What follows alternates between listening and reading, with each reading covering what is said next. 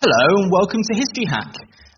Jumping straight out of sharpshooters and well into the mainstream, this is Marcus calling without any Alex or Alina, kind of been let off the leash with three great gents tonight, all of whom you've heard before, some as a regular.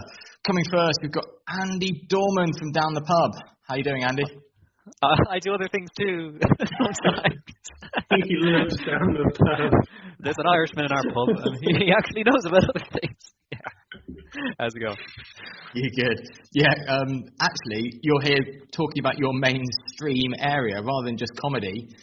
You actually are a kind of 1700s British military researcher, PhD, and supervisor. That's your main area, isn't it, really?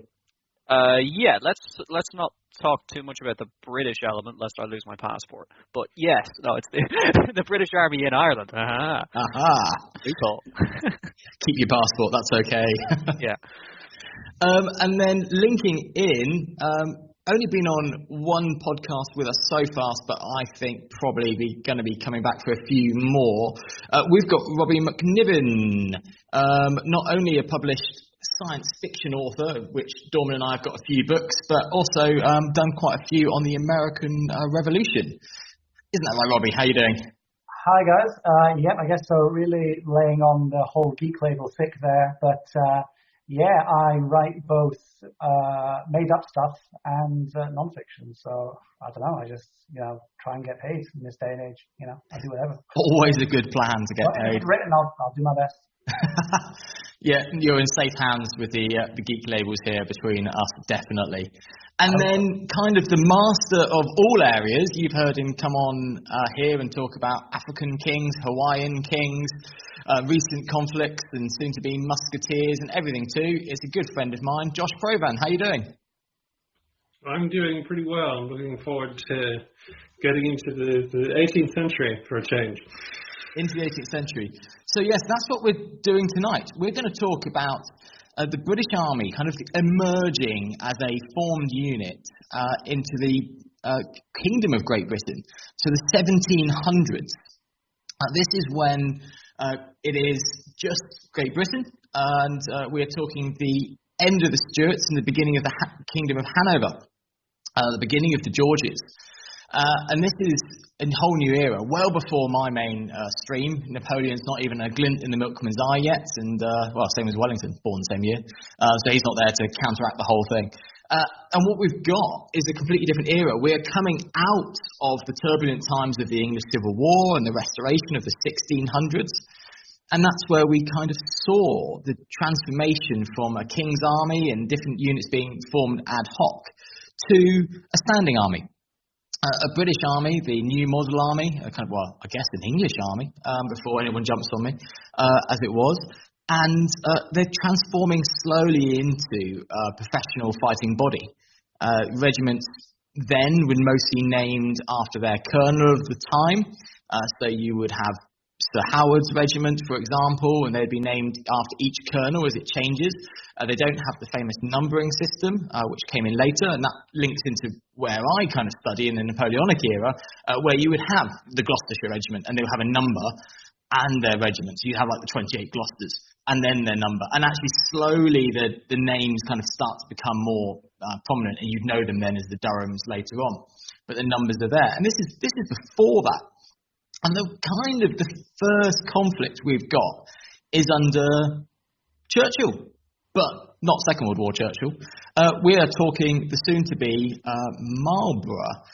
Josh, do you want to give us a bit of a summary of Marlborough? I think you might know quite a bit about him.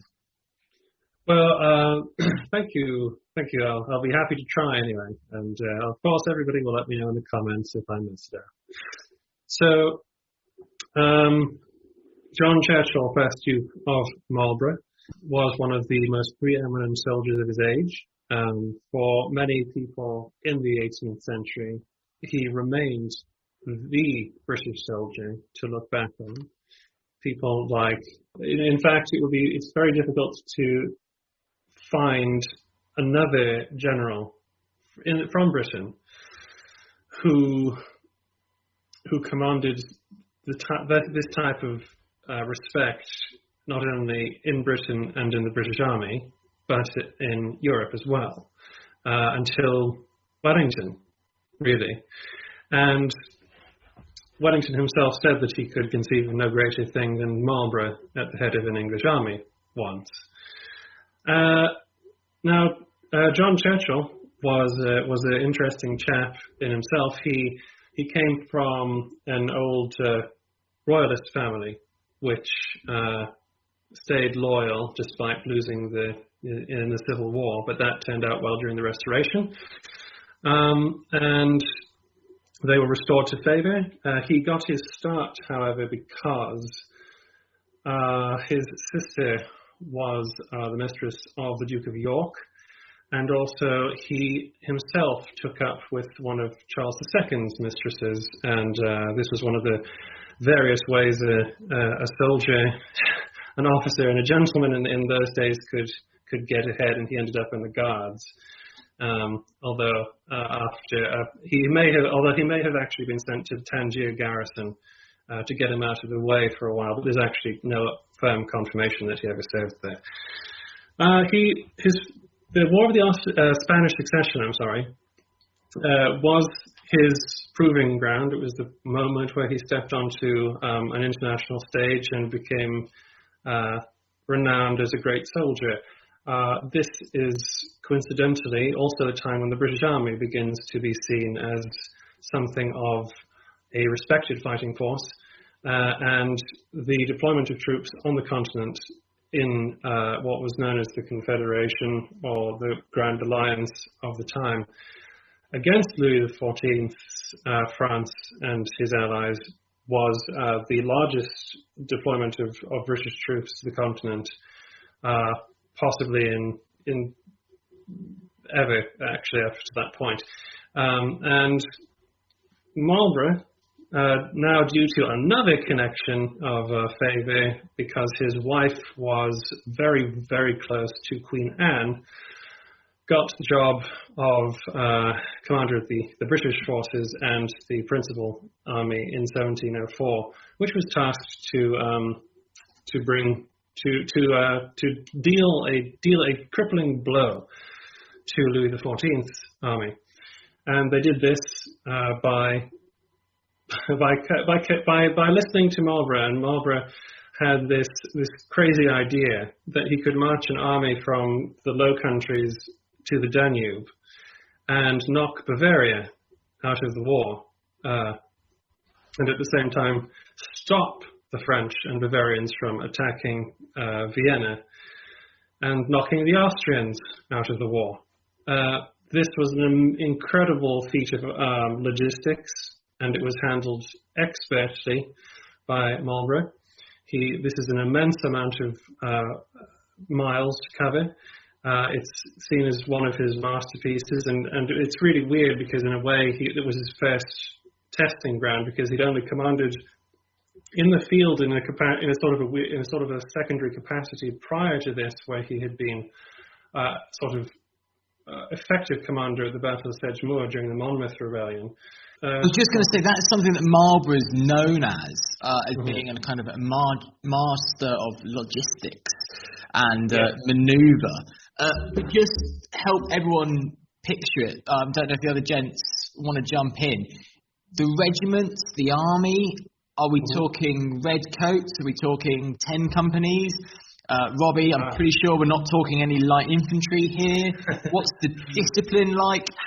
Paint me a picture, guys, of how the army looks different to Sharpe, Waterloo, God, even the Patriot. How's the army different at the early 1700s to how we kind of know it from many films? They've got much bigger cuffs. The uniforms, lots of lace, bigger hats. They're just longer, more ungainly, and there's also more variety. There's not a pattern per se, but I suppose each colonel is given the liberty to equip their men how they see fit. At the same time, they're still expected to be, redcoats, facings. But you'll have a fair bit of individual difference between the different units. So be that buttonholes or button facings or hat trim or what have you. So there's a bit of variety. Yeah, it's quite a colourful force, but mainly red. Mostly red. I believe lots of lace and bigger hats. I think they had the same musket, but they were just longer. Is that right? I mean, I think the musket during this period is first the long land pattern, then the short land pattern, and then the India pattern is the Napoleonic one. I think the first long land is 1722. Could be wrong about that. So I don't really know what system they had in place. I mean, I'm sure they were all sort of manufactured to spec, but I don't know what they would have called the particular sort of type. But yeah, they were long. They were long. Yeah. 47 inches barrel, maybe. Maybe she was short. Quite a bit longer. And I wonder if that had a little bit of effect. Probably longer to reload, slightly more ungainly, but firing a musket, my analogy is always chuck a tennis ball down a drain pipe and it roughly goes forwards, but it could go left a bit, could go right, could go up, go down. Hence I'm presuming we're onto the big volley fire, everyone being very strict. So like a picture of let's bring you a picture of a regiment in Marlborough's time. So you have 10 companies, and at one point there might have been 2 grenadier companies, but commonly you would have one. That stood on the right of the line. They wore funny tall hats that looked like Pope hats. Richly embroidered with not the King's crest necessarily, but possibly even the Colonel's crest. At this time, the colours that stood in the centre of the regiment, there were 3 of them: the Colonel's colour, the Monarch's colour, and the national colour. Therefore, you would have a St Andrew's cross if you were a Scottish regiment, a George cross if you were an English regiment, the Union flag, which represents the monarch, and the Colonel's colour, which is the regimental facing colour, and the Colonel's crest in the centre. The Colonels, like Andy just was pointing out there, pretty much dictated the cut and style of the uniform, which at this point was actually quite simple, but in a way more elaborate than what you get later on. Very big cuffs. Dorman's rightly pointing out, actually, even on the Union flag, obviously it's a personal Union with Ireland, we are not getting a lot of Irish representation at this point. Were there Irish regiments? You can face this early on, Dorman. So the regiments who were recruited in Ireland, were they fighting under in France? Like a St. Yeah, I feel bad for cutting across Josh's excellent rundown of the regiment there. No, so it's technically illegal to recruit Irishmen into the British Army at this stage. Reason being, you need the Irish Protestants here to keep the Catholics in line, and for God's sake, don't teach the Catholics how to shoot straight.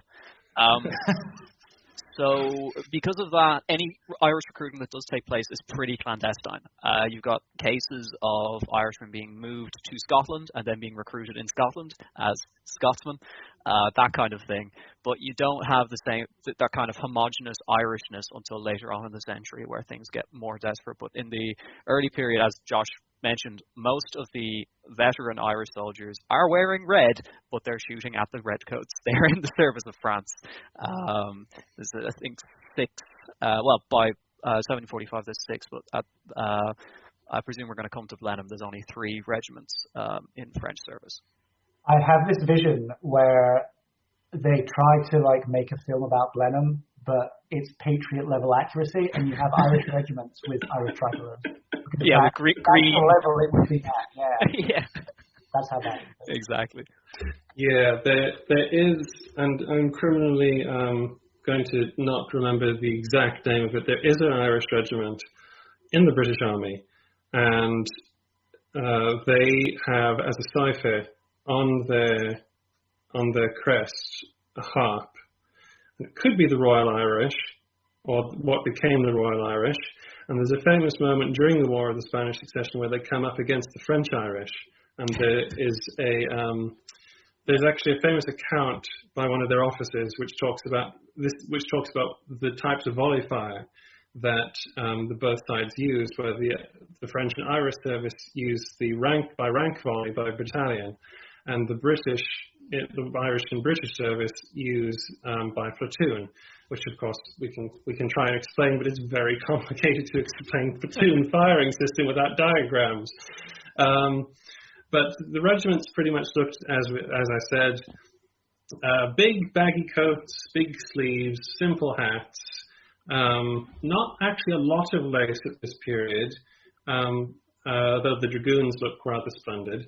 And officers, however, are very splendidly attired because the officers are not required to dress like their men. In fact, it's actually encouraged that they dress differently, so you can tell who the officers are. Discipline's very tough. In Protestant armies, it tended to be rigorously tough. So you would get, if you blasphemed, you could be flogged or put on the wooden horse with weights tied around your ankles. If you were found sneaking women into the camp, that's the same. Obviously, death for various sundry offences in the face of the enemy. And a very curious one called the Whirly Gig, which is essentially a large bird cage. You lock the offender in it and you spin it until they lose control of their bowels. Well, it's maybe not as scarring as the lash, but I think it will leave an impression. This is like a teacups ride gone on acid. Yeah. And so, like we were saying before, they're all armed with a type of musket. I believe it's a type of long pattern musket, which is about 42, 46 inches long, 68 caliber shot or bore. Sorry, and the new, and you stress this new triangular section socket bayonet, which was introduced supposedly after General Hugh Mackay had troubles with it fighting the Jacobites in Dundee's rebellion. And that's different in itself. So this is a bayonet that goes into the barrel rather than locking around the outside. So once it goes in, you've got to make the decision. You can no longer load your weapon. It's become a big pike, isn't it? Yes, that was Mackay's problem. That was the plug bayonet. And the stuff Marlborough's chaps have now is the socket, which is what we all know as a true bayonet, which slots over the barrel. Hence where you get light bulbs from. It goes exactly. And they're all attired with the best light bulb. The easy light bulb. the every man's friend light bulb. So apart from that, you have a big sack that you wear over your back that you put all your stuff in. It looks kind of like a half of a, looks like a deflated balloon really. And a big old cartridge box, sword or hanger, carrying X amount of rounds, and you wear gaiters on your trousers, large gaiters, which Marlborough preferred black gaiters, but you would be brown or white. Or like everybody was saying earlier, there's a little bit of variation at this time. And actually, you could be using something called a doglock musket at this point as well, because, again, the colonels are providing the weapons. And so it kind of depended in the Spanish Succession War what they could get a hold of and what they liked. That's really important. At the time, the kind of acquisition of arms is at regimental level, so it's down to the colonels buying stuff.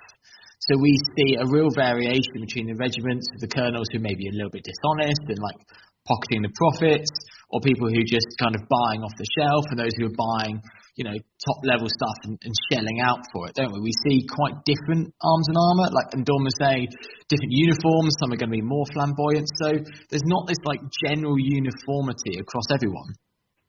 Yeah, and there's not actually one drill manual either. That all depends on which colonel likes whatever drill manual is available. And that brings us a little to what we brought up earlier, which is the platoon firing system. Does anybody want to take a crack at explaining that without diagrams? I don't, but I would like to ask you a burning question. Who won the engagement between the British Army and the French Army Irish? British. Do you know? Or was it? Yeah. Say that a little bit louder, Dorman. I don't think so. It was the British. I did my thesis on this. It's Captain or Lieutenant Parker, is it? Yeah, it's Parker, yeah. It was just because it reminded me, I think I'm right, it might be wrong. We had an almost identical engagement between Scots at Ramillies between a Scottish regiment in the French army, so ex-Jacobite basically, and a Scottish regiment in the Dutch army, so not the British army, but allied with the British, like all Protestants. And they also had a crack at each other. I believe it was the Dutch Scots that won that one. So there we go. Is that Protestant work ethic going into battle for them? Probably platoon fire as well, because the Dutch were the ones who invented platoon fire, course, and they're the ones who taught the Brits how to do it. So I'll give it a go. A platoon doesn't necessarily mean what it does nowadays, where you have several. Well, actually, you probably did have sections, but you're looking at each company divided into components. I'm not sure how many there were. Feel free to up to 3, I think. Yeah, and then these would fire by in section as opposed to so the first platoon in every company. Yeah. Fire. So you have, instead of the back rank firing, you have a staggered effect where you would have parts of the line firing and reloading at each time, so it's a more continuous thing. You're less likely to have long periods of pause, and it's a more sustained barrage of very heavy lead balls coming at your face. Yeah. It's a ripple effect, isn't it? It gives a continuous amount of fire when one platoon fires, and the next that will hopefully give time, because you've broken the companies down into platoons, that by the time it reaches the last company's last platoon, so like let's say 20 or 30 sections, the first one's then fired again. So it's a continuous, 20 or 30 seconds to reload a musket. It's a wave, it's a wave, it's a wave, which doesn't let up that on the casualties, there'll obviously be less than one big volley. It means that the enemy are receiving a constant amount of casualties, especially as these engagements are incredibly close range. Cannon fire is still over several miles, but musket ranges, we're always talking about 80 yards effective range. They can fire more than that. You're not going to hit a lot. So they can end up being very close engagements, which must be a nightmare for deciding when to put a plug bayonet in. Well, remember, the plug bayonet is not a thing anymore. Yes, yeah. We're going out. It's a Highland charge. And so that paints a great picture, thank you. And we're kind of coming on to Blenheim. We have completely forgotten the cavalry, but that's fine. Gents like red coats. We'll mention the cavalry at the end, and they'll do what they always do, which is sweep in, take all the glory. Fine. So that brings us on to Marlborough's great victory at Blenheim. And without going into too much detail, this really is a sweeping success. And he's lauded with huge riches and titles. If anyone hasn't been to Blenheim Palace, as soon as it opens, it is vast. Huge lands, titles, and everything that goes with that. What kind of reforms does he institute that stay in, at least for this century? Well, like many, as far as I'm aware, like many British generals who command in the field, it's very much a war thing. I don't know if anybody else would agree with that. Reforms move slowly, and I believe it was said in the 19th century by a French officer or writer that a soldier of Louis XIV's army would be able to take his place in the ranks of Napoleon's army and almost immediately know what to do, because practically nothing that mattered, really, except in matters of drill, had really changed very much. Would you two agree? Is that fair? Could a soldier at Blenheim fight at Waterloo? Yeah, I kind of want to be counterfactual and say, oh, well, that's just what someone would think about the 18th century, but in reality, our topic is so complex and so much has actually changed. I don't know if I can actually say that. I guess technology, like the restrictions of technology, the musket is just shortens its barrel through this period. It's not changing. It's, minor semantic tweaks to drill manuals. When we come to American stuff, I can talk more about platoon. I was going to say, you have a great subject to introduce about certain types of soldier, though. I think it's pretty fair to say that the experience of conflict is pretty similar across a century, probably in the same way that the experience of conflict, in previous centuries, if you take someone from say the early 1300s to the late 1300s, there's definitely differences. But we probably don't get as vast a change as we do from 1900 to 2000 anywhere else in historical periods. So it's not like, oh, there's nothing happening in the 18th century. It's just, that's just how technology works, I suppose. They hadn't moved on much. At the same time, though, while their combat experience might have changed, the experience off the battlefield has evolved substantially across that period. Because, the army's a very new thing at the beginning. And one only has to look at the number of mutinies that happened directly after the War of the Spanish Secession to realize that maybe reform was needed at home, and things do start to improve or change, or however you want to put it, as the century wears on. But I think there's something like 4 or 5 in Ireland alone in 1717. So there's definitely room for improvement there. Okay. One of my favourite facts we're saying about the battlefields being the same is that Marlborough spent a night in Papelotte Farm and wrote in his diary that it was the best place to defend Brussels from the south. And that's basically it's Mont Saint-Jean where Wellington set up Waterloo. And we know that he read those diaries, and it's just kind of conjecture whether he remembered that because he read it when he was shipping out to India, or he just had the same eye as Marlborough. Definite circle back to that. Discipline and mutiny, very relatively unusual in later conflicts for the army. They were kind of like case by case.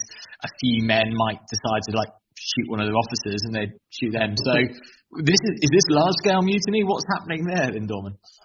So this is something I'm hoping to delve much deeper into as I continue on with this stupid PhD I'm doing. But you have several. At first, it's mainly over pay, because I think the administration isn't really in place to handle pay packets at this stage, and because it's at the behest of the colonel to supply the pay. Often there's back pay and that sort of thing, and some regiments it's too much for them, and they just outright say, we will take up arms if you do not sort this out. And they're usually talked down from that stance. However, as sort of the years go on, you also have issues with disbandment and sort of moving men around, where men are moved from one regiment to the other. Maybe they don't want this, or they're just going to lose their job. And you have one mutiny in particular, I think it was in Athlone, but don't quote me on that, where the men march out onto parade knowing that they're probably going to be disbanded with powder and ball under their hats. So they're carrying their pieces and they have their hangers, and they're told this is happening. So they immediately all take off their hats, load their muskets and march out of town. And it takes several loyal regiments to come back and sort of rein them in, and there is an exchange of fire. And eventually they are put down. So it's not the sort of, I know there's an image of sort of this, bloody back disciplines throughout the century, but it takes a while to get to that point. At least, I guess, in Ireland. Maybe it's just the backwaters. I don't know. Even if you think about the Black Watch mutiny in the 1743, like 139 men just decided to go back to Scotland because they didn't want to serve in the West Indies. They weren't actually going to the West Indies. They were being sent to Flanders, but they thought it was the West Indies. And only, I think, 3 of them were executed for that mutiny. So there's more at play. Yep. That bears out with the Irish examples as well. You've got the ringleaders killed, but the men themselves are told, just get back in line. Just do your job. Stop messing about. I'm presuming they needed the men, actually. You just couldn't afford to shoot a whole regiment. And, If they're going to be disbanded anyway, you'd think, why bother? But clearly these guys aren't motivated. My sweeping generalisation is normally when a regiment's disbanded, they're normally, in the history books, called back up within 1 or 2 years, maybe under a different name, but they're normally needed for another war. This is a century of war and conflict, isn't it, really? More than any other. We don't really get a long period of peace. The War of the Austrian Secession is a result of Maria Theresa taking the throne in Austria and Europe thinking that she's not going to do a good job.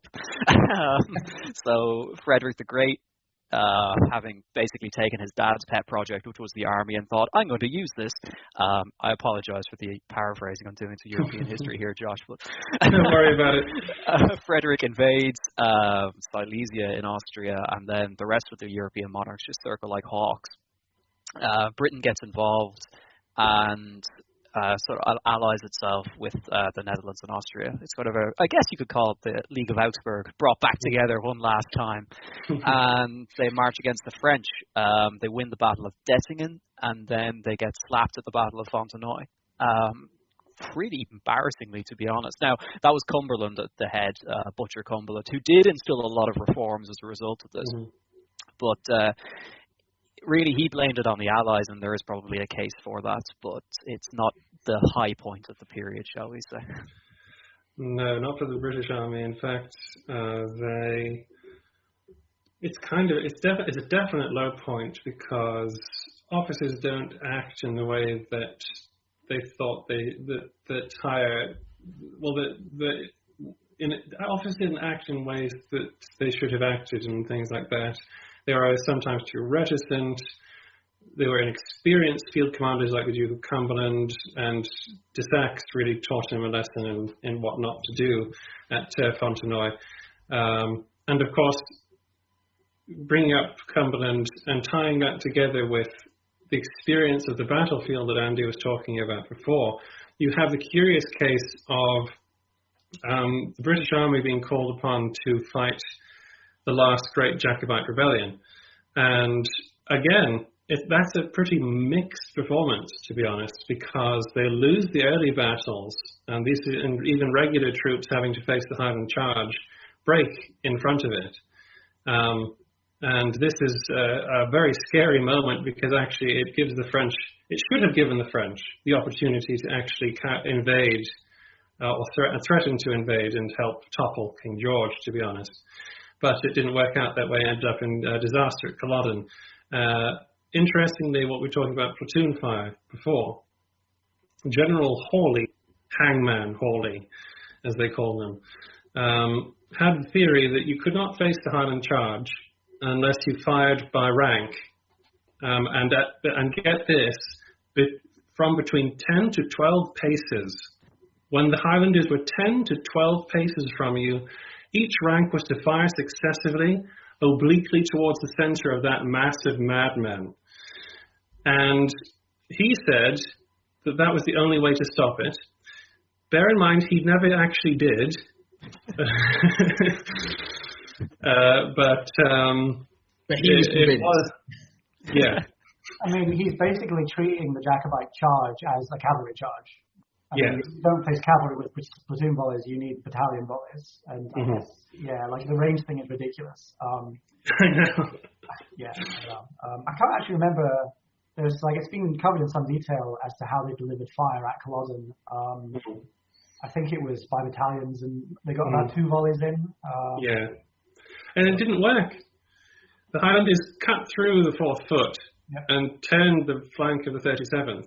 And it was only General Husk's second line which came up to contain the breakthrough that stopped the charge from working, because the difference between Culloden and, say, Falkirk or Prestonpans was that the line did not break. It was cut through. So the infantry actually stood and took it at bayonet point, which is testified by the fact that most of Barrels, the 4th foot Barrels, Colonel Barrels' regiment, had bent bayonets, saber cuts and bad cuts and lacerations to their arms and stuff, and interestingly telling things like that. But that was an unusual instance in terms of what the British Army had to face. Generally speaking, they had to deal with the platooning worked so long as you weren't fighting an essentially medievally driven sort of tactic. It's interesting as well that at Fontenoy, the Black Watch employed strange, irregular, Highland tactics. Firing volleys and then kind of getting down on the ground to reload and then jumping up again and stuff like that. So it's interesting that they had the leeway to do that within the structure of the British Army.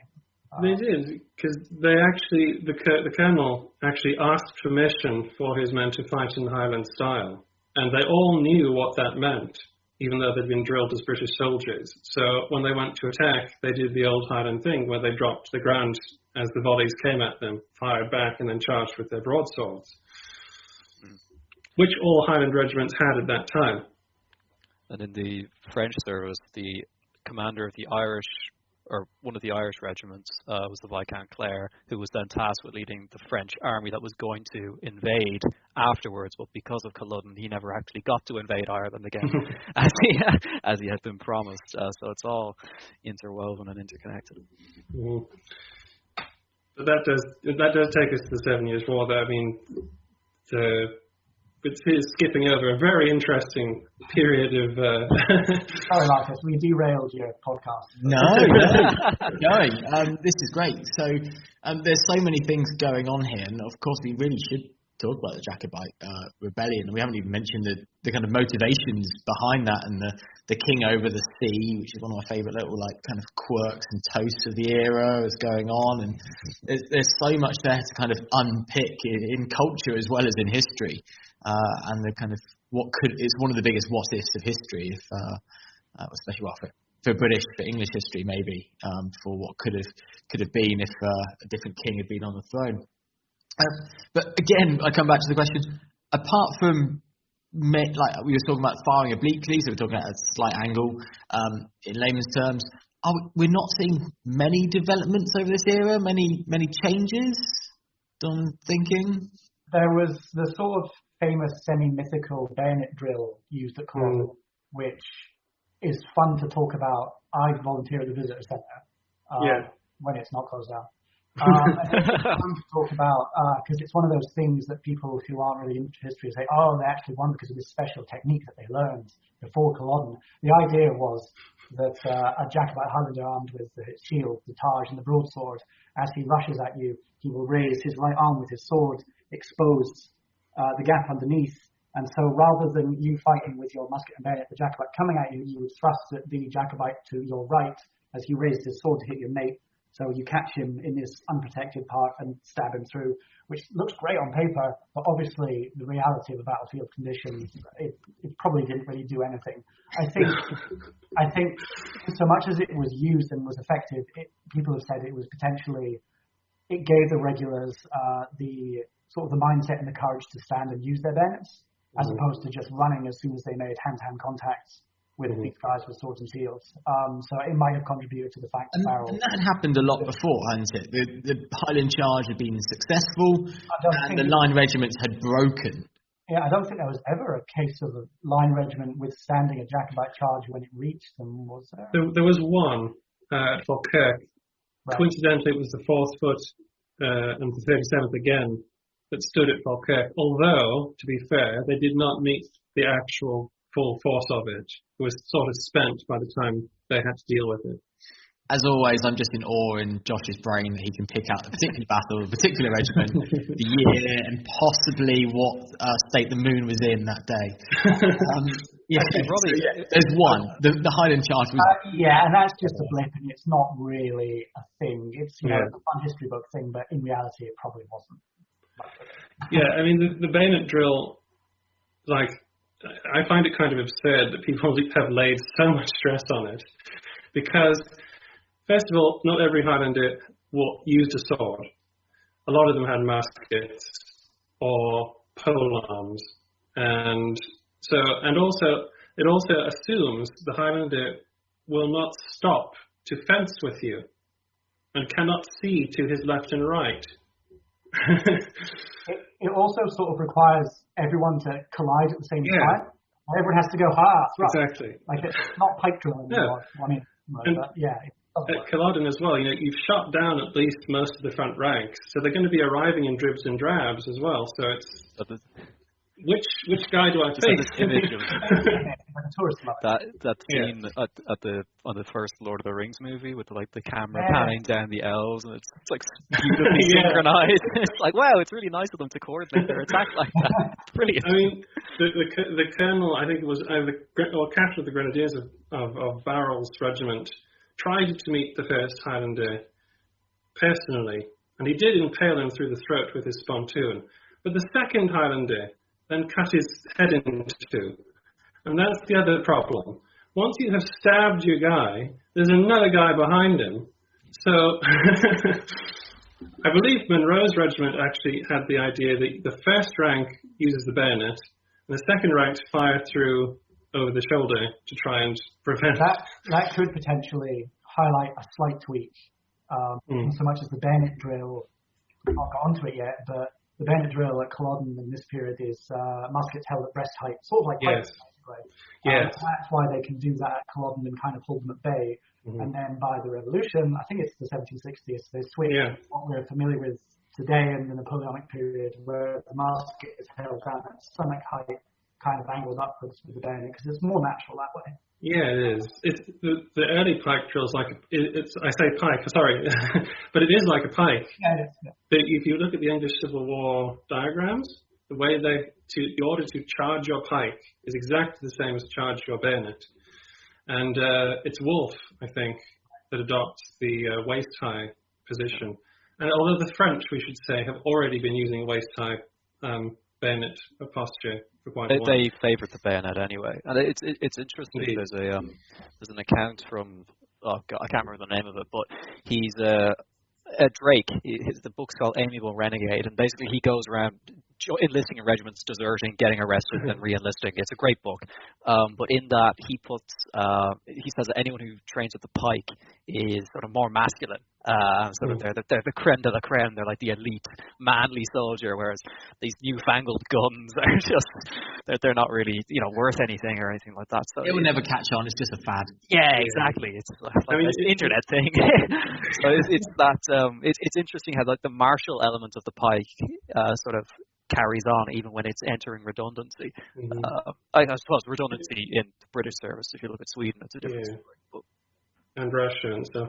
Is it Turenne or de Sax who writes about the effectiveness of musketry as being, well, it doesn't kill anybody kind of thing? Yeah. There's a really interesting debate during the period about people, sort of like the national identity of armies and how they vary depending on what nation. So you have, again, a little bit further forward, but the idea of firepower being the most important thing in the battlefield is sort of very Prussian.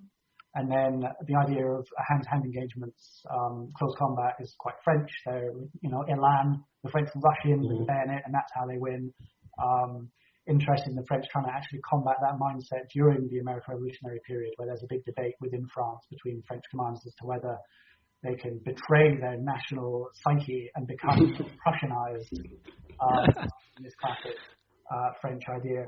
I'm not really sure what you could say where Britain fits into that. I think there is a lot of interest in firepower, but it sways backwards and forwards. I mean, the revolution gets much more combat-based, which we'll probably talk about later. Okay, that links in kind of, maybe Dorman, can you tell us what is the British soldier like at the time then? So we're not doing conscripts at this stage. What is the character? We don't have a lot of Irish legally, but let's talk crime rates. Let's talk ill discipline or discipline. What are they like? Give us a flavour of them, because this is really your bag. Yeah. So your average soldier is probably about 5'6". 5'7", brown hair, and most likely called John, if you want, based on my sample study, which was about. Well, this is actually no. I take that back. If he's a deserter, he's likely to be called John, because that's where a lot of my information comes from. John's a full coward. But yeah, I think you're looking at around, if you want, I suppose, a national percentage, you're probably maybe 30% Irish at any given point. Scottish it's difficult to quantify because they have sort of more homogenous regiments of Scots that will be scattered throughout the others as well, but they're more concentrated. He's not a particularly pleasant person. Society doesn't view them particularly favourably either. Essentially, yeah. They're kind of there's a juvenility to them, if I can say that. It's they're kind of viewed as like childish almost, because not that they're playing dress up, but because of the niceties of discipline and the fact that they can't take wives and anything like that. There's a perceived, again, lack of masculinity to the army, which is kind of surprising from what you might expect sort of today, where it's like hyper masculine. They discipline-wise, they're big fans of the drink.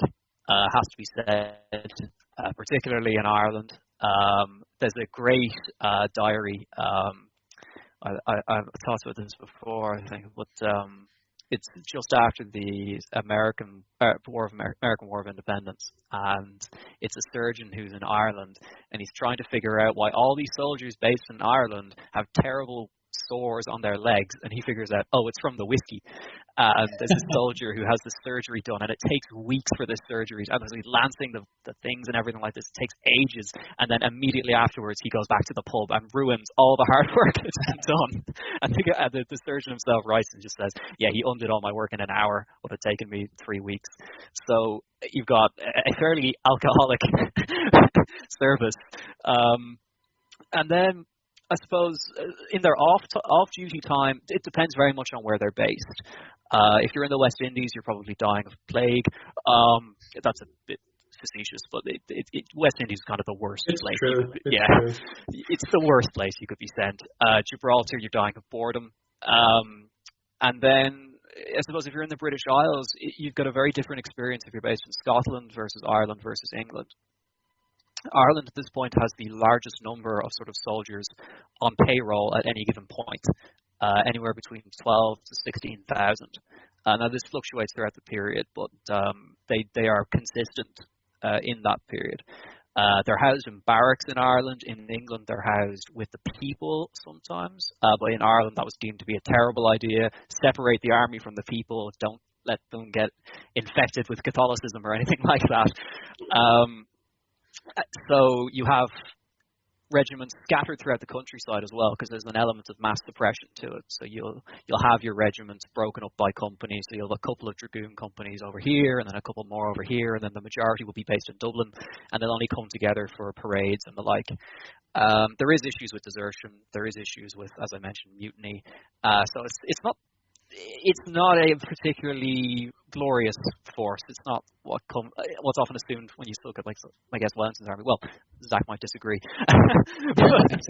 regarding discipline, but it's there's no real one character to it. It very much depends on where you are, and I think it's unfair to assume a single character to it.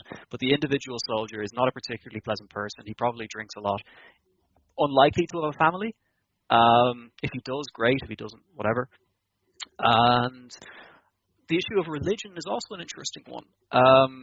Likely to be fairly religious, but also there's a degree of cynicism to it. And there's one account from a Methodist soldier who he's basically bullied for his religion because he's seen as just this outcast. So there's an element of that to it too. So there's a lot going on, basically. Are they banned from being Catholic?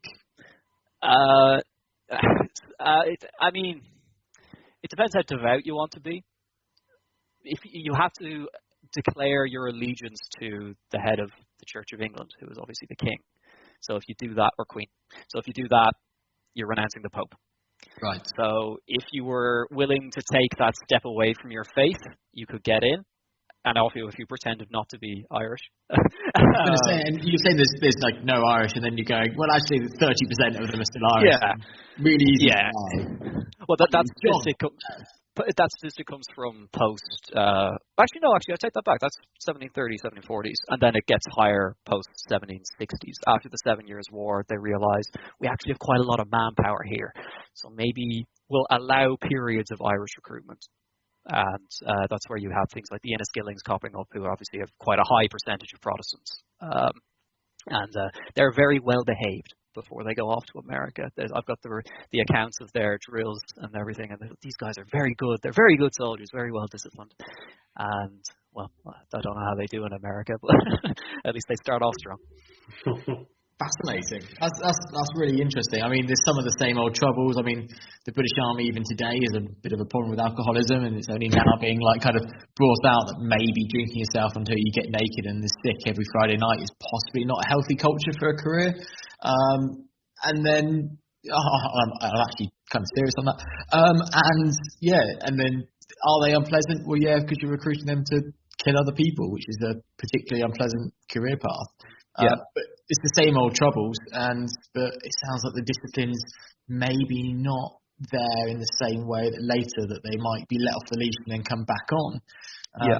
It sounds recruitment's like actually, it's I don't know if it differs too much. You can jump in on the Napoleonic section, but you have a beating up party who goes around and recruits people. That's the official way to do it. But there's a lot of unofficial ways to recruit people too. Getting them drunk and forcing them to sign the King's Shilling afterwards. Yep. Abducting people. Sometimes. There's a great story of a guy who's enlisted. I think this might be in Scotland. And then the town rises up in arms, goes to the beating party, kicks the crap out of them, if you'll pardon the term, steals your man back and takes them back home. So there's a little bit of pushback, but there isn't obviously conscription. It's a volunteer service. And there's a strong discourse in there's an officer called Dalrymple writes this discourse on how to improve the army, and he says that if you take volunteers, they can turn into good soldiers. If you press them into service, they are the scum of the earth and the refuse of mankind. So that is the discrepancy, and there's a recognition of that. Before Wellington said it. Yeah. So do not conscript people. They will not be good soldiers. And you said they did have conscription for brief periods. I suppose there are press. They're just beating up so many people and taking them. It's basically conscription anyway. Yeah. I mean, there's periods where their press acts are put in place where you're told, let's have a serious recruitment here, chaps, and they do, I suppose, bend the rules a little bit. But in terms of your average totting up of the regiments that will happen throughout the century, it's volunteer. Okay, so it's a bit different to the modern sponsored YouTube adverts that you might now see to join the army. Yeah, exactly. And the recruits themselves are often vetted. So there's a distinction between enlisted and recruit, I guess, if you know what I mean. As in, just because the recruiting party grabbed you doesn't necessarily mean you'll end up in the ranks. You're not going to be fit for service for quite some time. So that distinction is made, particularly coming into the 1770s.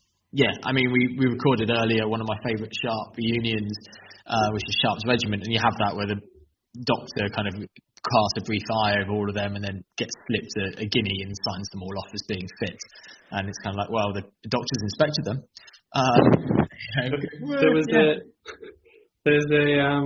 Back in Marlborough's day, there was a contemporary play called The Recruiting Sergeant, which was written by a chap called Lieutenant Farquhar of the Grenadier Company or something like that. And I have a little excerpt from it here, which kind of lays out what they were looking for. And, quote, "If any gentlemen, soldiers, or others have a mind to serve Her Majesty and pull down the French King, if any prentices have severe masters, any children undutiful parents, if any servants have too little wages, or any husband too much wife, let him repair to the noble Sergeant Kite at the sign of the Raven in this good town of Shrewsbury, where he shall receive present relief and entertainment." I'd do it. Yeah. I wouldn't. So you're looking for people who are out of work and bored. Yeah. And they can give them work and boredom anyway. As you're saying, going to places and seeing the world and then getting bored in barracks. Yeah, it doesn't always lead to good discipline. I think what we'll do is we'll circle back and come to the ill discipline, especially in Ireland, because I think I want to let Dorman kind of go off the leash. Go mad. Something you mentioned is that people like the Inniskillings, great regiments, until they went to America. And we can't do the full thing with America because I've done that with Robbie recently. But what I want to know is, Robbie, can you give us a little bit of background on the conflict and the behaviours of the British Army, maybe, and we'll kind of go from there. Yeah, I mean, Revolutionary War comes about. Wait, are we talking the Revolution or the 7 Years' War? Well, I want to say, let's do the Revolution, though, and we're going to have to circle back to Wolfe because I think we all love Wolfe a little bit. So. Right, yeah. But yeah, I mean, the Revolutionary War comes out of the Imperial crisis of the sort of late 1760s. Basically, most people know the story. It's a dispute between Great Britain and her 13 North American colonies over issues of taxation and representation. And it all boils over. The army is already there, but more are deployed, and we get fully fledged conflict between Great Britain, her allies, and the American colonists and their allies after 1778. So that's essentially the root of the conflict. The army at the start of the war is not especially well prepared for it. They're in an interesting place in so much as senior officers do have reasonable combat experience because most of them are in the 7 Years' War. As junior officers, they carry a lot of the knowledge they gained from that conflict over into the revolution. Having said that, the actual sort of rank and file, for the most part, don't have a great deal of specific combat experience. It's not to say that they have none at all. During this period, there's a lot of unrest in the UK. I mean, it's Georgian Britain. There's unrest all the time. You get events similar to the infamous Boston Massacre in 1770. They're not even that uncommon in Britain. You have the army opening fire at crowds at Spitalfield, at St George's Fields, places like this. There's a lot of anti-smuggling operations in the UK. There's obviously the whole Irish dimension. There's a small war in the Caribbean. I think it's a slave uprising. Can't remember which island though. So they're not wholly inexperienced, but for the most part, they haven't seen action when fighting starts in 1775. There's an interesting study that claims, I can't remember offhand who did it, but it claims that actually the American or the Patriot militia at Lexington and Concord had more combat experience due to people having been in the 7 Years' War than the actual regulars that they fought on that day, which kind of turns on the head the whole idea that the British Army in this period is the best in the world and they're just going to stomp over the Americans, and actually it's a big underdog story. The British Army in 1775 is kind of a bit iffy, and it takes a lot of hard lessons to become competent. Yeah. If I can jump in up until 1770, it was tradition for the regiments in Ireland to be a lot smaller. Reason being that if they were smaller, you can just fill them up really rapidly when you need them and then ship them further afield. However, in 1770, they decided, let's expand these regiments out and bring them up to full size. So you have a massive recruitment drive for something like 20, I think it is about 20 regiments who are based in Ireland at that point, all of which are desperate for recruits and will take basically anyone, which might explain 5 years down the line why a lot of them are lacking combat experience. Okay, they might be built around a cadre of officers, sure, as you mentioned, but most of the rank and file would have just been scraped very recently from the bottom of the barrel. So you've got regiments coming back from the Caribbean basically being glued back together as well. So it's a stent. I think it's maybe not spent, but recently restocked, I suppose. Yeah, and I think there is an understanding that is an issue early on in the war, and part of the reason that Britain struggles with numbers in America, well, I mean, it's the reason they hire Hessians or Hessians.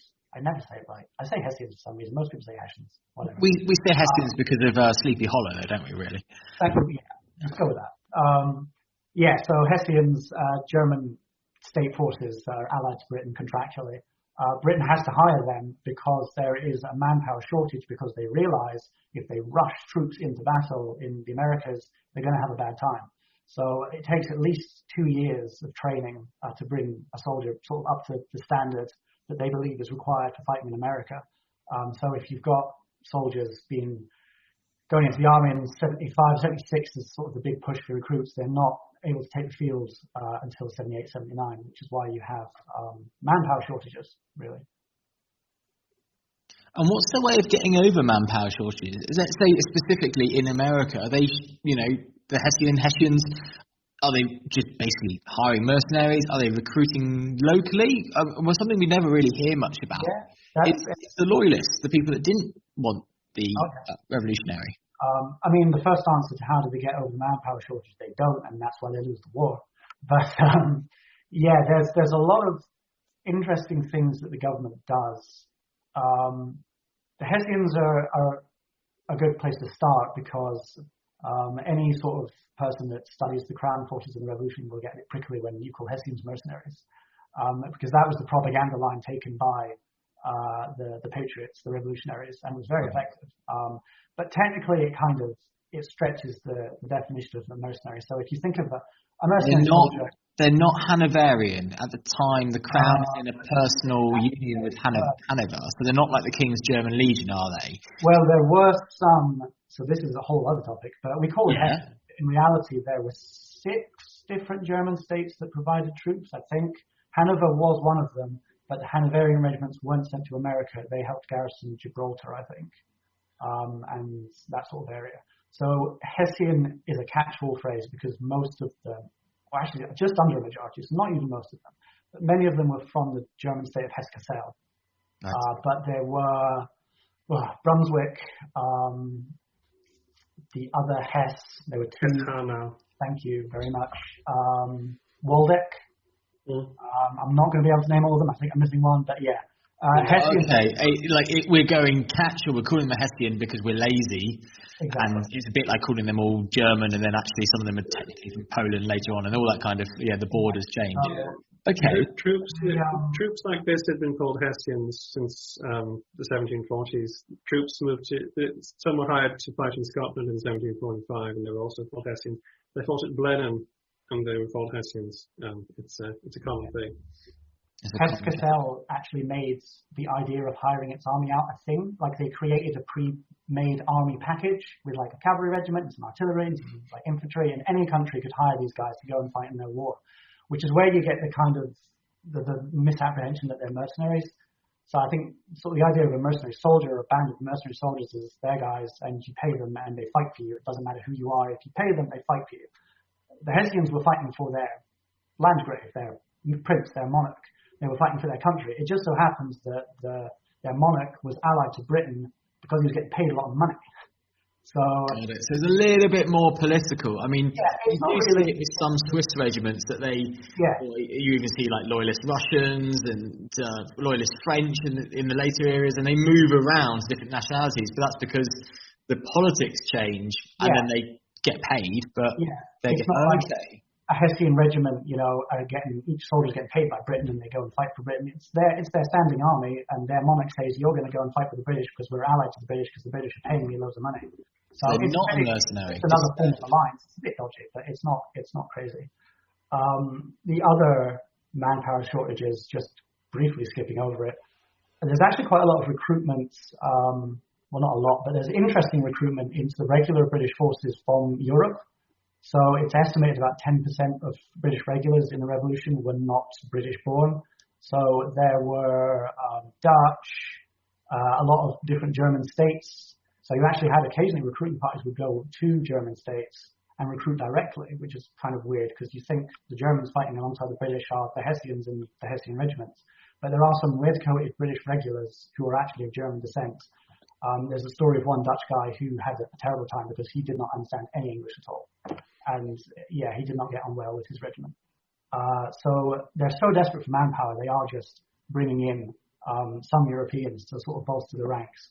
You have, I can't remember the year, but at some point during the Revolutionary War, they very much relaxed the idea that Catholics can't join the army because then they can get French Canadians, who are mostly Catholic, kind of on side to make sure that they don't join the revolutionaries.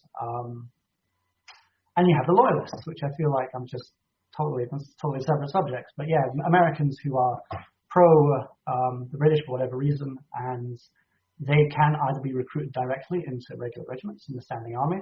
They can join the provincial corps, which is essentially like the colonial version of the standing army. So they're still professional soldiers, but they're in loyalist all units. And then you get volunteer loyalist militias, which are just the same as the revolutionary ones, but on the other side. So it's a big hodgepodge. It's a huge hodgepodge for that. I mean, I know that, especially for the listeners, we've covered this in quite a lot of depth about the light infantry. And if anyone hasn't heard that, I encourage at the end of this, you go back and listen to Robbie's one. The cartoon that Steve did is fantastic hats. And we talked a lot about hats, didn't we? But this is where we also get some other stuff. And I don't think we talked about the Rangers very much in that. Actually, we talked about like the British light infantry. And are the Rangers British? Are they loyalists? Are they a mixed match? Because especially Robert's Rangers come in massively into this, but he's not the only one doing it. But where do they sit in the scheme? So they are, the origins, as you point out, they're with Robert Rogers during the 7 Years' War, French and Indian War, if you're American. So very famously, they are American colonists who adopt the Native American style of warfare, very irregular, ranging, literally. They're expected to be able to cover vast distances and mount raids and attack in unexpected places, and they fight in forests and all that sort of stereotypes that we think of the American style of warfare. They're sort of the go-to guys for that. They teach the British a lot. They actually have like a ranger school that Rogers sets up where he takes officers from the regular army and teaches them how to range. And then they disseminate that knowledge back to their regiments. In the Revolution, it's a little bit different. Robert Rogers is an alcoholic and is really past his best by the time the Revolution kicks off. He tries to join the Continental Army. George Washington is like, we don't want you. He goes to the British. They take him on. He forms a Ranger regiment, the Queen's Rangers, but they're not very effective because he's past it. And eventually he's sort of shimmied off. Don't know what happened to him. Can't remember. Ends up at the dead of Britain. That might be before or after the Revolution. I can't remember. But the Queen's Rangers are then taken over by a British officer, John Gray of Simcoe, who reforms them and makes them a very effective loyalist American group. It's kind of weird because the regiment, it's a legion. So basically, a legion in this period is a regiment that contains infantry and cavalry, sometimes light artillery. So Rogers, Simcoe, even though it's just one regiment, he has hussars, he has a rifle company, he has a Highland company for some reason that is just Highland Scots. But it's cool to have one. Yeah, exactly. And it means that we can debate endlessly as to whether they had kilts or not, because we don't know. Yeah. I mean, the Royal Highland Immigrants. Yeah. So yeah, he's kind of like this little catch-all unit of the Queen's Rangers that were very effective. I will argue fiercely with people as to whether they were the most effective loyalist provincial corps unit or whether it was the British Legion. But that's a different thing. For another time, maybe. And then there's Butler's Tory Rangers. Yeah, of course, yeah. They were very much more like what Robert Rogers' Rangers were, and they fought with the Iroquois on the northern frontier.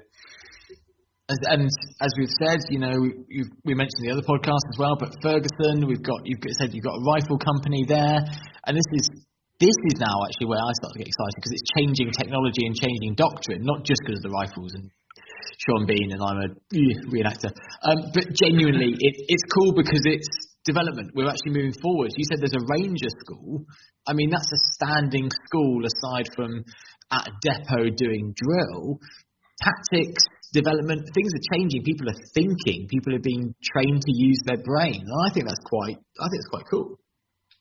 It is until, the Ranger School is the 7 Years' War, and then they promptly forget it all and have to relearn it in the Revolution. And then they forget it again and have to relearn it in the Napoleonic Wars. Actually, if you want a theme for this episode of the British Army, it's the British Army learning something, immediately forgetting it, having to relearn it, doing a bit better, then forgetting it again, and then doing the same thing over again.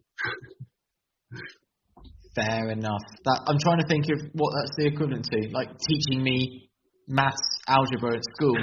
Like you can explain that to me as many times as you want, Mr. Jenkins, but I'm just not getting why A and B and C are going to be up there when you put a power to them. I'm just like, what? Yeah, you teach me one day, I get it. 2 days later, don't. Okay, yeah, it does seem like a goldfish kind of moment that we're getting somewhere, especially with Robert Rogers, and then it goes back down, and it seems bizarre that you can almost trace Robert Rogers to Experimental Rifle Corps, the 95th, and actually there isn't really that connection because it keeps dropping out each time, and there's not a pathway between them. Except for John Moore. It's very much to do with specific conflicts as well. The reason they gave Rogers the time of day was because they were getting their butts kicked by the French and Canadian forces who were pretty much using Native American tactics to contain British incursions into the Ohio and into Canada, and they had nothing to deal with it. So it's another case of the British rise to the challenge of adapting and then decide, well, we don't need that anymore. And there's something to be said as well for just the way knowledge and information was disseminated in the 18th century versus the way we think of it today. You'd think of today, the army has to train people, and there's manuals, and it's taught, and it's just done like this, and it's all written down. Whereas in the 18th century, it's just sort of disseminated through people talking, conversing, sharing ideas, but not necessarily all referring back to a single manual. There's probably stuff that can be said in there about how, it's without going overboard, there's the officer class, and they run the show, and there's these ideas that they bounce because they know each other fraternally, and they sort of share ideas and thoughts and concepts, and they philosophize about it. but they don't necessarily sit down and have like a big committee meeting where they say this is what the army is now going to do until sort of the Napoleonic period, I guess you could say. Yeah, I guess that's when they do put things down. So John Moore, and actually he's taught a lot of his stuff by Germans who know light infantry stuff. So it is kind of connected there. I think what we're not going to be able to touch on is actually the Germans managed to keep up the light infantry, the rifles, and those kind of really niche tactics of skirmishing and ranging up much better because of their constant fighting throughout. Their soldiers kind of stay in and keep this professional soldiery in. So is there much that we're taking away from the American Revolutionary War, or is it 90% plus kind of being, right, we've lost, tails between our legs, coming home, and we're going to forget our lessons? There's a bit of enforced forgetting, shall we say, because after the revolution, you have a bit of a conflict within the hierarchy of the army, fighting for the soul of the army, more or less. There's a theory among British high command that the tactics employed in America would not work in Europe, that, you know, this more sort of light type of warfare, more skirmishy, wouldn't work if you come up against a solid wedge of, say, a French column or something like that. It's an interesting debate because there were times when the British actually did encounter the French in the Revolution. There's a battle in the Caribbean at the Vige Peninsula where they completely decimate 4 French columns, partly using light infantry tactics, partly because there's loads of Royal Artillery 18-pounders firing as well, which helps.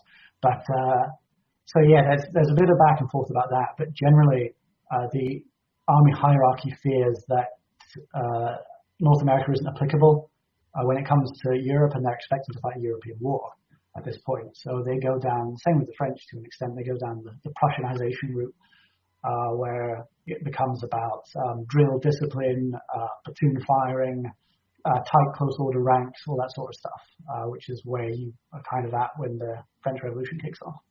Okay. Thank you. So I think that ties in nicely. The army's coming back, and where a lot of it, not all of it, but a lot of it's going is Ireland. Is that right? Yeah. Dorman, do dance, because that's just not helping anyone. But yeah, he's doing a little jig, and that's making me laugh. But yeah, they're coming back, and I mean, considerably, I presume a lot of them are going to Scotland, with the Jacobite threats not ever really kind of gone away 100%. There's a lot going to end up in Gibraltar. The Great Siege of Gibraltar is kind of on the horizon, which is a great one, maybe for another time. Gibraltar is a fantastic siege and case study of kind of pig-headed stubbornness, really. And some weird cannons. Yeah, weird downward-firing cannons, caves, defences. I love Gibraltar. I really do, both as a holiday destination and a historical study. But that does link us on to Ireland. So, Dorman, the army, when it comes back, is it different to the army that went away as a starting point?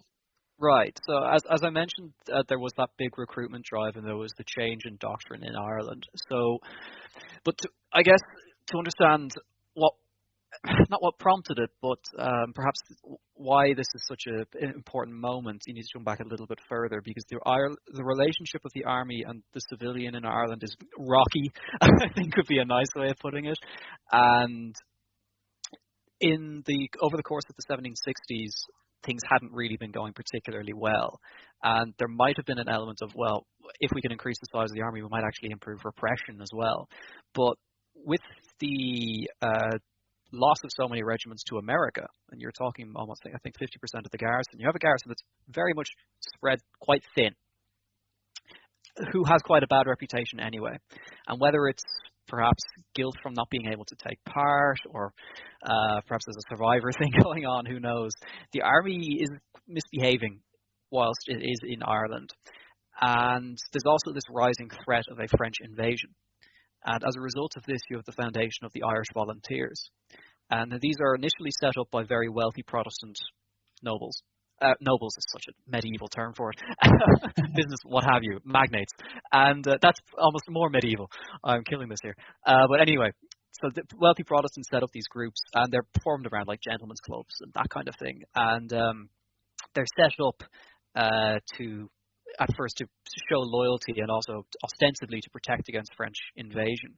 But what happens is you have these volunteer movements. They seem to supplant the army in a lot of the civil policing roles. So you have the volunteers chasing after criminals, you have the volunteers putting down riots peacefully, not opening fire, this kind of thing. And this coincides again with a massive protest movement in Dublin specifically, but it's dotted around the country as well, known as hawking. Now hawking is essentially an attack by the butchers in the city against the soldiers, where they would terrorize them. They would ambush them in the streets at night and deliberately slash the back of their legs on the calves to maim them to the point where they couldn't march again. And this is systematic. So it kicks off at the start of the American War of Independence, and it fluctuates with army behavior. So if the army's misbehaving, hawking increases. It's like a cyclical sort of phenomenon. And there's a massive spike in it later on in 1784, where the army tries to break some soldiers out of prison, which isn't a good look for any organization. And then there's an incident where they try to deploy the army against a barman who happens to insult some officers and drive them out of his bar. So all of these incidents coincide with a rise in this sort of essentially organized like terror group against the soldiers, I suppose, if you want to use that term. Maybe it's a bit too political. But it's a very hostile sort of workplace relationship, and the volunteers are just seen as this alternative. So the British Army is becoming incredibly unpopular, and the fact that it in any way recovers from this coming into the 1790s is nothing short of a miracle. It's no surprise really that it performed so poorly, at least at first in 1798, because that period is obviously not great for the British military either. But across the American War of Independence, the army at home is in, I think it's fair to say, kind of a shambles. And it's not surprising that they are performing. They're mutually symbiotic, I suppose. Bad performance there, bad performance here, crisis of conscience, crisis of masculinity as well, replacement service being present with the volunteers. It's a bad time all around. Can I just out of interest ask, what was the attitude between the army and the volunteers? Were they like antagonistic? Yeah. So I mentioned that bar fight. The barman was a volunteer. So these officers go in and they're drunk and they start harassing his wife. And he says, "Step away from my wife. Come on, you're supposed to be honorable." And they notice he's got a little volunteer symbol on his chest. So they go, "Oh, you're a volunteer, are you?" And then they tweak his nose. Exact quote. So he goes, "Okay, that's enough." He punches one of them in the face, then goes back behind his bar and takes out his musket. So the officers are driven out into the street. They come back very apologetically saying, we're sorry. Psych, grab his musket, throw it into the River Liffey. Then some bystanders, having seen this, start to rally against the officers, and they start pelting them with stones. So these very drunken officers then sprint back to the barracks and try to turn out the garrison to attack this bar and mob. Okay. So it's a massive PR crisis for the army, because you can't have officers acting like this. It's just embarrassing. And there's a newspaper called the Hibernian Journal, or the Chronicle of Liberty, depending on which name you want to take, and they are constantly undermining the army and triumphing the volunteers. There is some cooperation between them, so particularly in riot suppression, they welcome the help. And this is also a period where you've got a lot of agricultural protest. Particularly there's a protest movement called the Right Boys, who have these massive, you're talking 2,000 strong groups who just sort of roam the countryside. They're advocating for things like tithes. There's very few deaths, but there's a lot of sort of destruction of property. And the volunteers help suppress those, as well as the army in cooperation with them. So there's sort of civil policing duties are shared, and that's something of a relief, but there's a sense of you're replacing us. So there's definitely, it's not a happy relationship. Right, yeah. It's just really fascinating. Sorry, I won't labour the point. But the similarities between, because I know nothing about Ireland, sorry. That's fine. No. The similarities between the British Army situation in Ireland and its situation in Boston in sort of 1770, late 1760s, where you've got the regulars and locals basically having like gang fights with each other and all sorts of little flashpoints. There's also the Sons of Liberty so-called with their journal of occurrences, where they document everything bad the army does and spread it around and sort of help stir up the rebellion. So really interesting crossovers there. Yeah, and there's one thing I'm sort of hypothesizing in my own head for one of the sections of my thesis is that the army is, particularly in the 1740s, 50s, is just another gang. There are two main gangs in Dublin. One is full of butchers called the Ormond Boys, and the other is full of weavers called the Liberty Boys. And then there's the army, and it's just them playing off one another for most of that decade. The army eventually just makes a complete hames of suppressing that. It's a disaster. What they do is they're told, go in and destroy the weavers' markets because they're clandestine and they're operating illegally, so take those out. But at the same time, they parade the whole military and tell them, do not participate in any riots whatsoever. Don't suppress them, don't join them, do nothing. So they destroy these weavers' markets and then just go back home. So there's a colossal riot as a result of this, which kind of, again, ruins army-civilian relationships for the next 10 years. I can't imagine that happening at any other point in Irish history, that the army kicks off and then does nothing. No.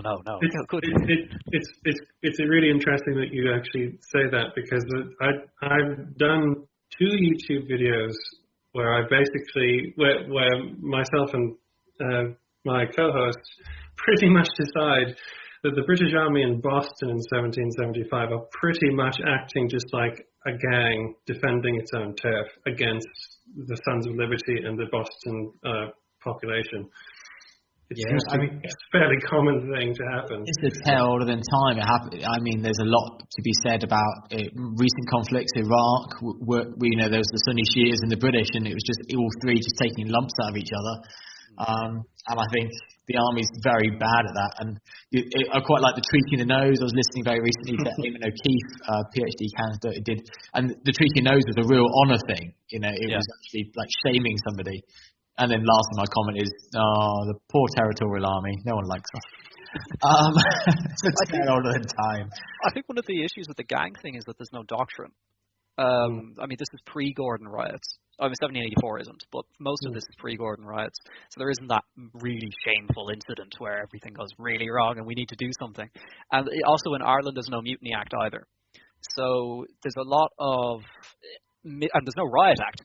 And there isn't a Riot Act until 1770, 80? And the Riot Act's really important because they would literally read it out loud and tell people to disperse, wouldn't they? Yeah, and it then gives the soldiers a clear conscience to do whatever they need to do afterwards. Just like whatever the step up of the ASBO was, where they used to try to do it to public disorder. Yeah, it's a mass dispersal tactic, but that there isn't one of them to read out in Ireland. And because it's the Irish establishment which is being paid for by the Irish government and is a separate entity in itself, it needs this legislation to be passed by the Irish Parliament, who are very anti-military and want nothing to do with it. So they never are given the administrative support to do their jobs, yet 90% of what they do is the jobs that need that administrative support. So I'm not defending what they do because they put down riots like a sledgehammer. It's ridiculous. But at the same time, it's interesting that they lack that admin to actually do what they need to do. But they don't have the tools to do the job adequately, is what you're kind of saying. It's not an excuse for behaviour, but there's a reason that they're behaving so badly. And there does seem to be a escalation protocol that they have in place. There's one riot in particular where this one just stands out because it's a woman who's doing most of the agitating.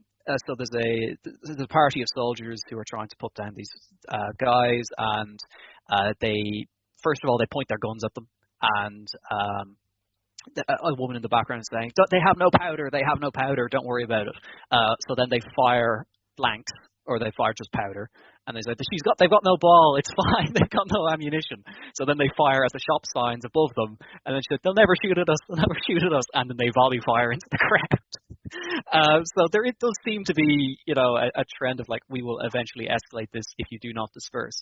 But there's no set system. It's very much the call of whoever's in charge, and that could be the mayor or it could be an officer, because the soldiers are assigned to civil authorities.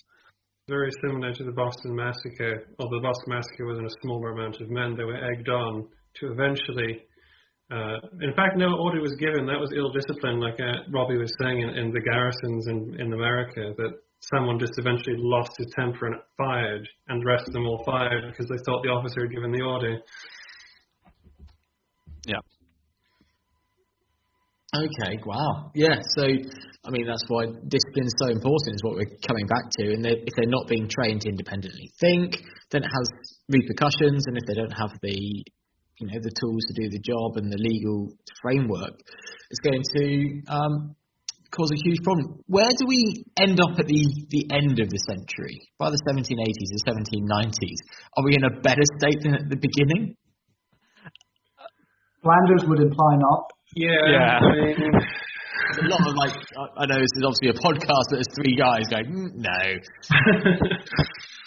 I mean, I think the commission system, it just kind of has rendered everything broken. I mean, you've got an officer corps who just don't know what they're doing, and you've got automatons for soldiers who have no independent action at all, really, or know how to go about what they're doing. And I mean, there's no surprise that the Grand Old Duke of York marches his men up and down the hill. the Duke of York can be credited with influencing a great many reforms that allow the army to move into conflict better against Napoleon. He's influenced by officers who've served in America and officers who have studied in Germany and things like that. Which is where you get Dundas and the drill book and things like that, and the light infantry school and things, and that's a collision of the German and American schools, if you will, because there was a tension at the end of the century between those who had fought in America, who believed in the, in quotes, American scramble version of the way to do things, and that included line infantry, because by the end of the American War, line infantry battalions were able to extend into open order and do stuff. But, I agree. I personally agree. It was not in good shape to face a dynamic offensive army like the one that it faced in Flanders, fielded by the Republic of France. I really want one day there to be some sort of revisionist movement that say that actually this was great. But at the moment, I think we can safely say, the 1790s British Army was not at top notch. I mean, I don't know if it's not my period, but I kind of feel instinctively like there's parallels between the Boer War and the First World War, between 1790s and the Peninsular War. Maybe a little bit.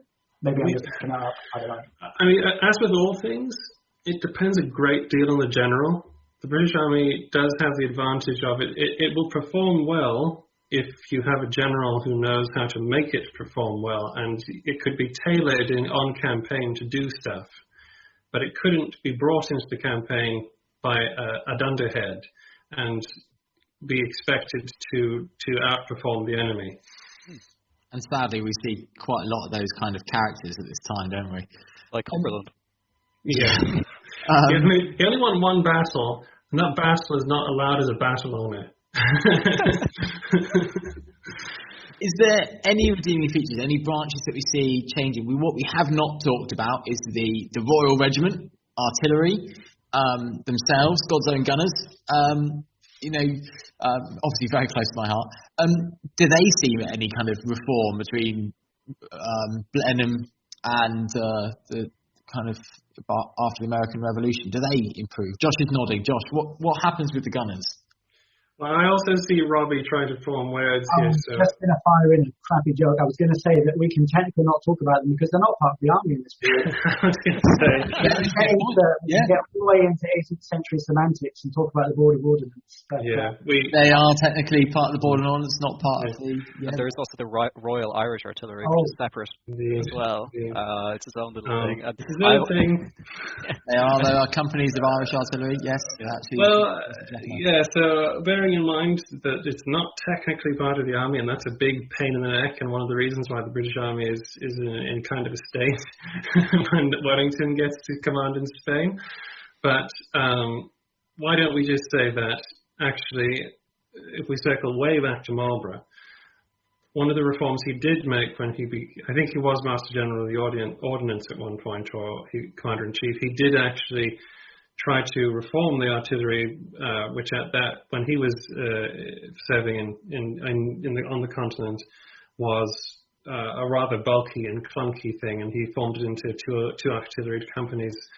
And from there, it sort of slowly grinds on doing its thing, as it always has, supporting the army, providing the artillery, providing the big guns. And it supplies the standout field piece for the British Army, which is the brass 9-pounder, which sees service from about 1719 all the way into the Peninsular War, and it's actually brought back into service in the Peninsular War because it falls out of favour at a certain point. But if you're going to actually look at a part of the, in quotes, army, armed forces, that does see a certain amount of improvement, the artillery does make consistent efforts to improve its guns. It's a meritocracy largely, so you have to know what you're doing to become an officer. You have to pass the school. They've been to Woolwich, I believe. Yeah, have done some training. Yeah, you can't buy a commission to be in the Royal Artillery. Patronage is still a thing, absolutely, but you do have to actually pass exams. That's never going to happen. Britain was built on nepotism, basically. But yeah, there is a degree of training there, and obviously I'm declaring my interest, my bias of being a gunner. But it is interesting to hear that they do slowly make some improvements. Do they have doctrine books a bit earlier than the infantry then, because it's a technical branch? They do. I mean, it's not fair to say completely that the infantry had no doctrine books. It's just they had a lot of them. A lot of different. And usually they appeared during wars or when wars were going to happen. With the artillery, you get people like what's his name? Well, yeah, and I'm thinking of. I think it was. I have it written down actually somewhere. John Muller, who was the master gunner of Woolwich and author of the Treatise of Artillery in 1768, and before him General John Armstrong, who kind of surveyed the artillery in the 1730s and found that there was a ridiculous amount of calibers of guns being used and that they needed to be simplified. Okay, yeah, sensible reform. If you have less variation, then you've got easier logistics and, simple terms, the cannonball you want fits down the gun you want. Makes a lot of sense to me. Okay, I think just before we wrap up, if we can go around the room, I'm going to do 2 circles. What do you think was the most influential event, either, innovation or battle, and then the most innovative and biggest impression left by an individual, which, let's not beat you around the bush, is likely to be a white European man, but that's the era we're talking about. So if we do events first, we go round. Josh, do you have an event in mind that's probably the biggest influence? Oh, good grief.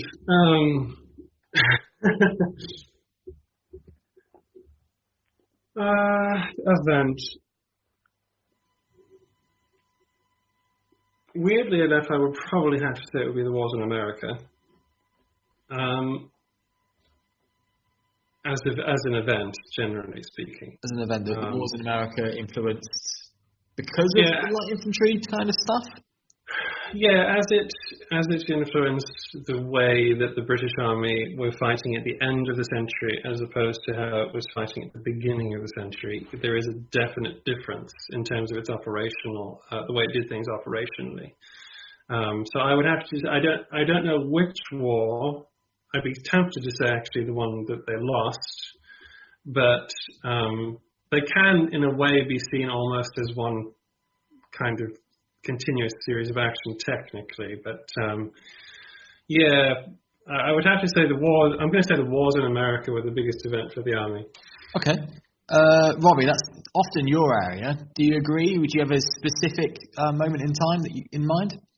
I would definitely agree. I feel like the kid in the tutorial who had an answer ready and then the person in front of them said, Josh does that.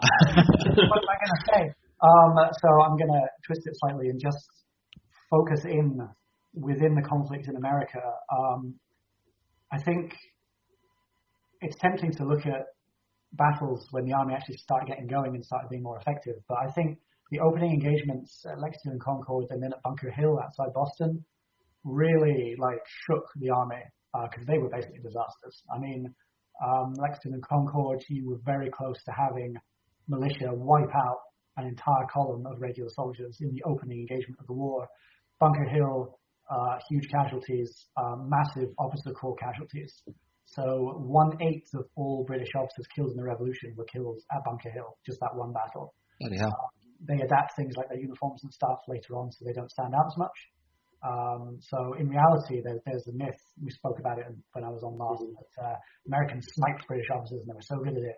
In reality, I don't think there's actually higher casualties in the Revolution than in any other periods, conflict in this period among the officers. But there is at Bunker Hill, where they don't really know what they're doing. And it's just such a shambles. And you see the army learn from it, and they take it on board. And the next time the army takes to the field at Long Island, it's a complete success. They nearly destroy the Continental Army just overnight, basically. They actually learn something. Hooray! Yeah, I mean, they forget it. But you see a very definite and clear improvement throughout the Revolutionary War after that absolute shock right at the start of it. Brilliant. 100% agree. That's really interesting. Dorman. If I'm going to be that kid in the tutorial, I guess. Well, actually, I have two answers. So I think special. From my own bully him, from my own little sphere of in Ireland, I think the most important event is in 1739, where you have the first large-scale reduction of the garrison. You have 10 regiments taken out and placed in the UK and subsequently onto the West Indies. That is the first time the garrison is dropped below 12,000 men, and it coincides with a massive rise in rioting and the beginnings of the decline of the army-societal relationship, which I've gone into detail about 20 minutes ago. That is that moment where everything starts to go wrong. And just quickly, that is a huge garrison anyway.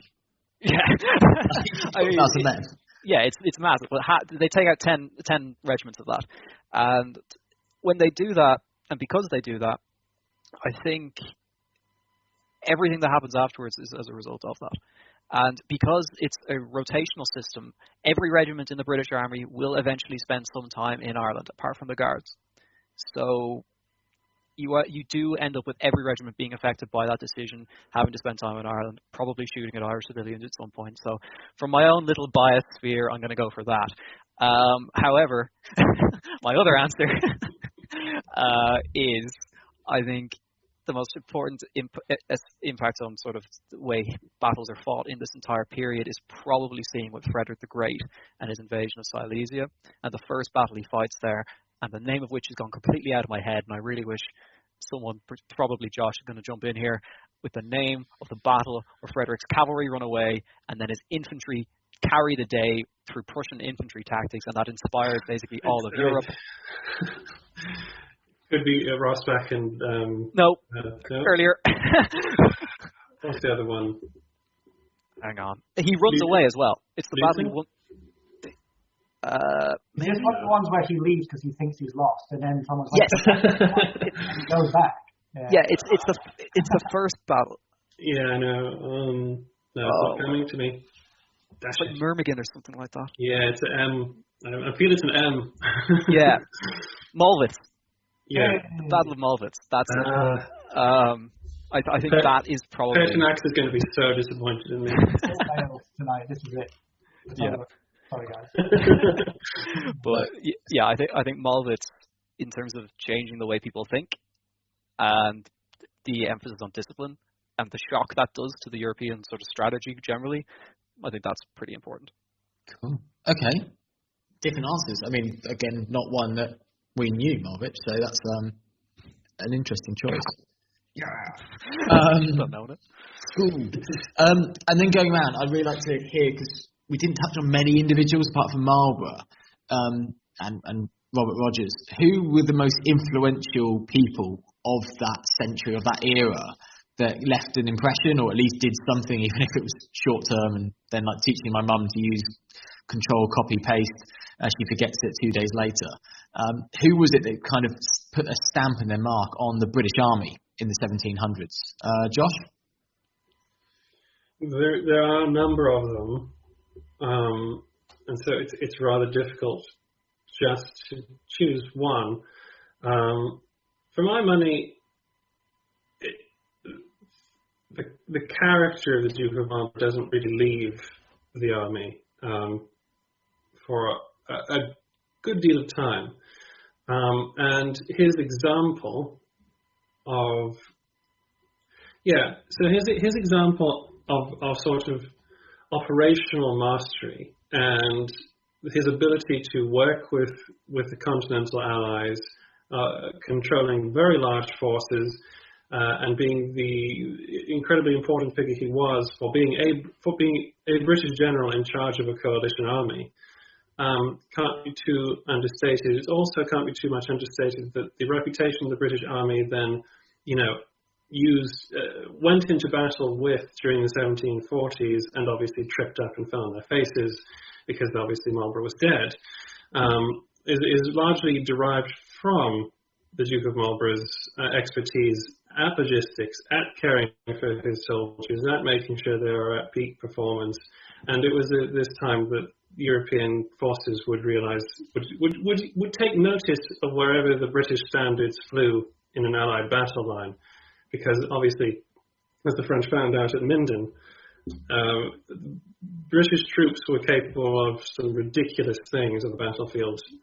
And I think that is owed, certainly in Europe, because it's difficult to differentiate between Europe and America. And India, in fact, actually, which is another place that the British were fighting in the 1760s and 70s and 80s. But yeah, I'm going to say Marlborough. Yeah, I kind of thought you might, and I think he's justified to be in there as one of the greatest military commanders ever, let alone British. I mean, he's up there with Wellington, and I think they both kind of tramps all over Napoleon. But he's well up there, and I'm just putting my bias in every podcast. Okay, Robbie, I feel that you might have a really different answer, though. I was going to ask, first of all, can I get you two to fight versus classic Wellington versus Marlborough thing now? Ooh. Be here for hours. That's episode 2, Robbie. That's episode 2. And Richard Holmes on the go here. The great Richard Holmes. Yeah, we could just go in a room and fight on that. So I feel like I'm gonna do the double answer as well, just because, like, why not? Am I the only one who plays by the rules? I'm serious here. Trying to cover as much ground as I can, because I wanted to just say William Howe, who was... I would also, go with Howe, man. I kind of feel like I have to mention Wolfe. If no one else is going to mention Wolfe, I feel like I've got to mention Wolfe. I kind of don't want to mention Wolfe too much, because I know a bit about Wolfe, but not too much. I just feel bad because the previous answer, thinking back, I'm like, I should have maybe said the 7 Years' War, because it is such a break between... I mean, I know it literally comes in the middle of the century, but it feels like such a break for the British Army between the first half of the 18th century and the second half, and how in the Revolution they are kind of building off things they've learned in the 7 Years' War, which in a way makes it more important. I guess you covered that by saying the American War is clever. It wasn't just Revolution you were talking about, but just I should emphasize that 7 Years' War was really important. And Wolfe was kind of cool. Anyway, William Howe, I think, in the Revolution was the most pivotal. He's a pretty fascinating guy. He's a brilliant tactician, terrible strategist. So on the battlefield, he gets it right. He makes it look easy in many ways. He wins, I think, all his battles more or less. He's inches away from catching George Washington around New York. He wins at Brandywine. Gets surprised that Germantown still wins. He's a good tactician. When it comes to strategy, not so great. He messes up the 1777 campaign by deciding to capture Philadelphia instead of supporting Burgoyne, which then results in the first Patriot victory, which leads the French to join in the Patriot side. His actual character is interesting because he's pro-American. He was very against the war. one of the reasons he was put in charge was because the British ministry was trying to go for this conciliatory note where they were like, we don't want someone who's just going to go crazy when he gets to America and start, really being very offensive-minded when it comes to trying to put down the revolution. There's accusations that then caused him to hold back a bit when it comes to delivering the killer blow. Like he can neither win, he can't do both things. He's trying to suppress the rebellion while being nice about it. But in terms of the purely tactical doctrinal sense, he's one of the big proponents of the whole, what Josh said, the American scramble. So there's really interesting periods after the British evacuate Boston, and the task before them at that point is mammoth. They've basically lost the entire 13 colonies. You think they're suppressing a rebellion at this point. In reality, they're trying to reconquer North America, certainly anything north of Florida and south of Quebec.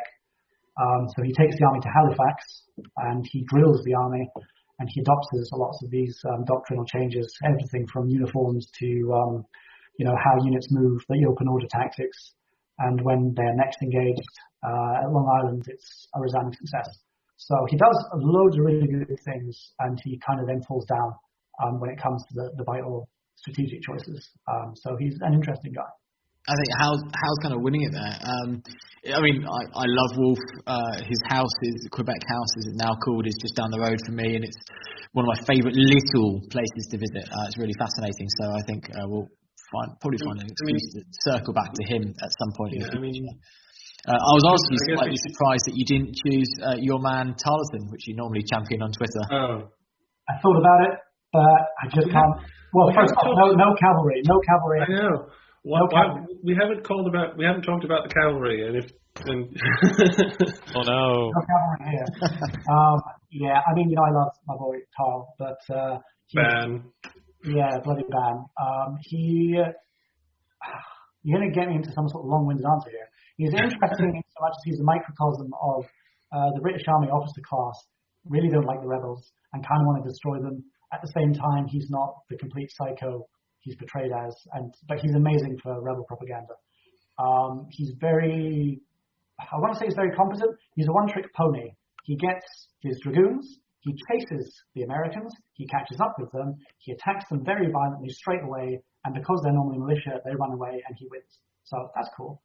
But that kind of doesn't work for him at Cowpens when he's against. Exactly. He kind of fluffs his lines when it really counts. Well, he's up against a clever guy. Morgan knows what he's doing is the problem. It's not so much the troops. So I can't really...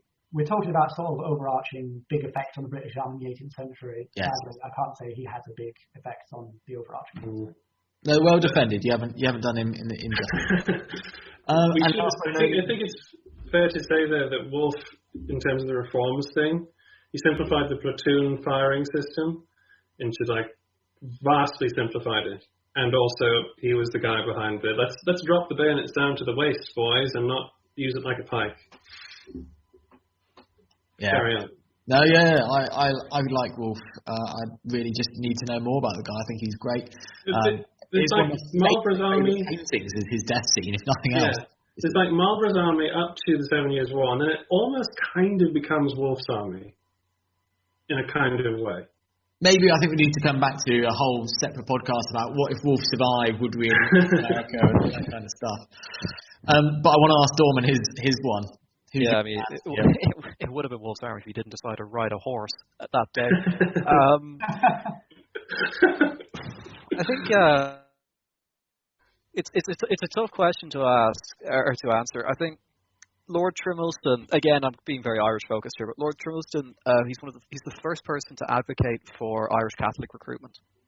His proposal, this is in 1762, he asks Irish Parliament and by extension Westminster for permission to set up a Irish Legion to go to Portugal. It will fight in the Portuguese army, but it will be equipped by the British, have British guns, have British training. It will receive training on the boats on the way, because we're not training Catholics. We're just not. So I think, again, in my own little microcosm, I think that's a really important moment, because it opens the door for what comes later with Irish Catholic recruitment. However, I think the most important event and man in British military history in this whole century was the officer who spoke French during Wolfe's attack on Quebec, who managed to blag the guard at the river so they could climb the cliff. Because if he hadn't spoken French, they would never have climbed the cliff and never would have taken Quebec. Is that not William Howe? I was going to say, that's Howe, isn't it? William I Howe think it could have been, yeah. Oh, good grief.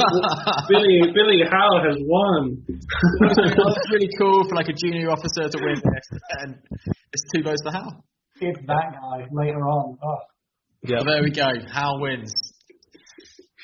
Gents, thank you very much. That was a really interesting insight into a development, and then it wasn't a development, and then a whole century of warfare that kind of peaks and troughs all over the place with great, British victories, losses, embarrassing moments, and just gut-wrenchingly embarrassing atrocities kind of thrown in there as well. So I really thank you. I really enjoyed that.